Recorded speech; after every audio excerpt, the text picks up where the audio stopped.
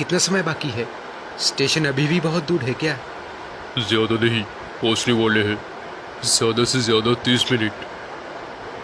दो लड़के, विनोद और किशोर, दोनों दोस्त हैं। वो लोग नागपुर के रहने वाले हैं। वो लोग घूमने निकले हैं एक साथ और अभी जा रहे हैं भीमपुर नामक एक गांव के जमींदार बंगलों में। किशोर का एक दूर का रिश्तेदार वहां पे रहता है। उन्होंने सुना है कि हवेली बहुत बड़ी है। अंग्रेज जमाने में उस जमींदार का बहुत नाम था, साथ में शोहरत भी कुछ कम नहीं थी। अपने एडवेंचर के शौक को पूरा करने के लिए ही बाहर निकले हैं। स्टेशन से 15 मिनट का रास्ता तय करके वो लोग हवेली पहुंचे। किशोर के चाचा का नाम है भानु प्रताप सिंह। खाने के टेबल पर बैठ के विनोद ने पूछा, कभी सोचा भी नहीं था ऐसी हिस्टोरिकल जगह पे रहने का मौका मिलेगा। सचमुच कमाल की जगह है।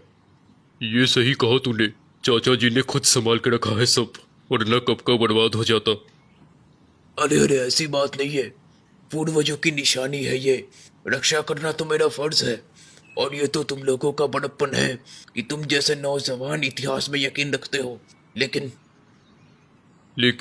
क्या चाचा जी? अरे नहीं नहीं, कुछ खास नहीं। अरे धनियाराम, इन्हें हमारी तालाब की मछली तो खिला। शहर वाली मछली तो बहुत खाई, अब असली मछली खा के देखो। किशोर को लगा मानो चाचा जी कोई बात छुपा रहे थे। कुछ देर बाद धनियाराम खाना लेके आया। धनियाराम इस हवेली का बहुत पुराना और विश्वसनीय नौकर था। अच्छा चाचा जी, यहाँ कोई डरने वाली बात तो नहीं है? मतलब पुरानी हवेलियों में जो आवाज़ें सुनाई देती है वो सब कहीं यहाँ पे भी तो नहीं है? विनोद वैसे तो हिम्मत वाला था, मगर किशोर जैसा नहीं। किशोर विज्ञान के अलावा कुछ नहीं मानता था। विनोद की बातें सुन के चाचा जी ने कहा, अरे नहीं नहीं, ऐसी कोई बात नहीं है। लेकिन रात को बाहर मत निकलना, चाहे कुछ भी हो जाए। कोई पुकारे तो भी नहीं। अगर कोई दरवाजा खटखटाए या मीठी आवाज में पुकारे तो भी नहीं। जरूरत पड़ने पर मुझे या धनियाराम का आवाज लगाना। खास करके किशोर, तू इन सब बातों में नहीं मानता है ना? लेकिन गाँव में ही ये सब क्यों होता है? कभी शहर में तो नहीं होता। आखिर तक कोई चोर चक्का ही निकलता है जो भूत बन के डरा रहा था, चोरी के मतलब से ही। लेकिन कुछ भी हो, रात को बाहर मत निकलना। सूरज उगने से पहले घर चले आना। सुबह को जितना चाहे घूमो। इस बात पे दोनों लड़कों ने बस अपना सिर हिलाया। हवेली के पीछे से जंगल शुरू होता है और कुछ छोटे छोटे घर हैं आसपास। खाने के थोड़ी देर बाद दोनों दोस्त बाहर घूमने निकले, टहलने निकले थे वो। देख कितना सुंदर है ये सब, हरे पेड़, नीला आसमान। लेकिन चाचा जी ने जो बोला उसके बारे में तेरा क्या ख्याल है? छोड़ ये सब, गांव में ये सब लगा रहता है। सूरज डूबने से पहले दोनों लड़के घर लौट आए और रात को 9 बजे ही सबने खाना खा लिया और सोने चले गए। हालांकि नागपुर में वो लोग 10 बजे से पहले खाना तक नहीं खाते।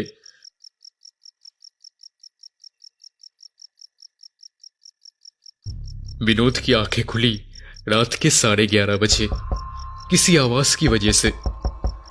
कोई घर के पीछे का दरवाजा बहुत धीरे से खटखटा रहा था, लेकिन लगातार। चाचा जी की कही हुई हर एक बात विनोद के दिमाग में चल रही थी। लेकिन आखिर दरवाजे के पीछे था कौन, भी जानना चाहता था विनोद। विनोद एक बार उठ के दरवाजे के सामने आया। आवाज दुगनी हो गई और साथ में एक औरत की पुकार, विनोद, विनोद, आओ बाहर आ जाओ।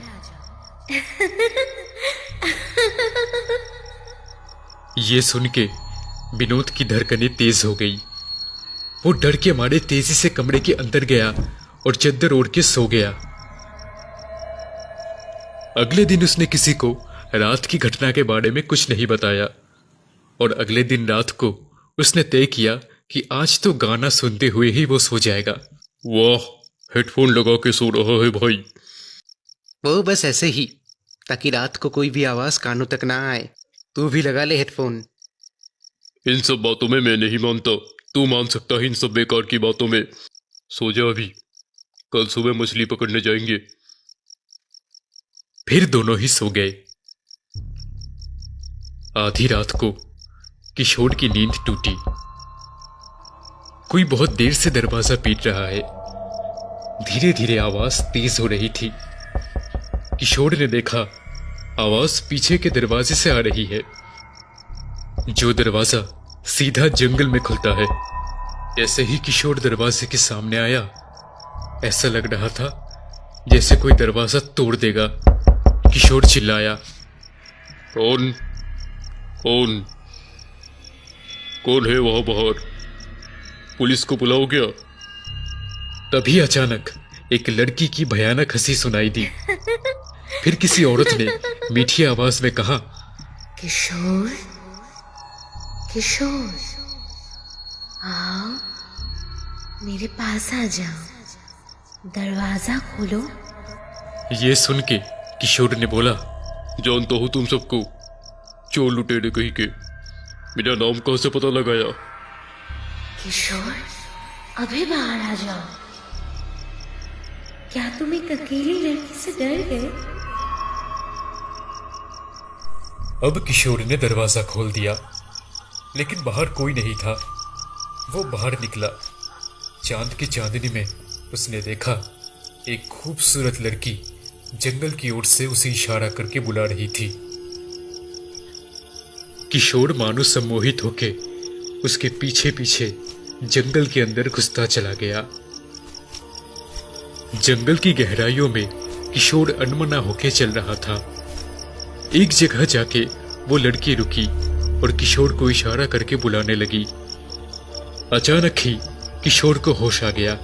उसने ध्यान दिया कि वो है कहां पे, और वो औरत भयानक हंस रही थी।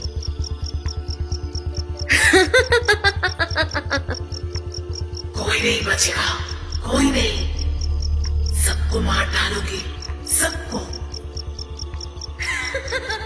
किशोर ने देखा कि वो औरत धीरे धीरे अपना रूप बदल रही थी, और वो रूप भयानक था। कौन कौन हो तुम? क्या चाहती हो?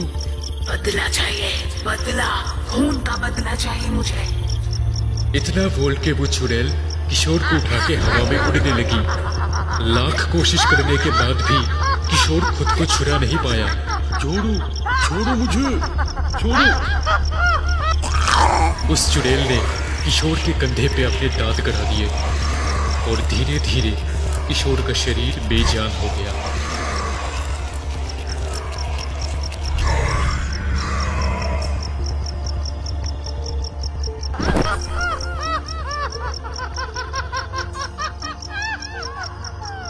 अगले दिन सुबह किशोर ना मिलने पर पूरी जमींदार हवेली को छान मारी गई। बहुत ढूंढने के बाद भी किशोर नहीं मिला। जंगल के बिल्कुल अंदर की तरफ एक बेजान, खून से सना हुआ शरीर मिला।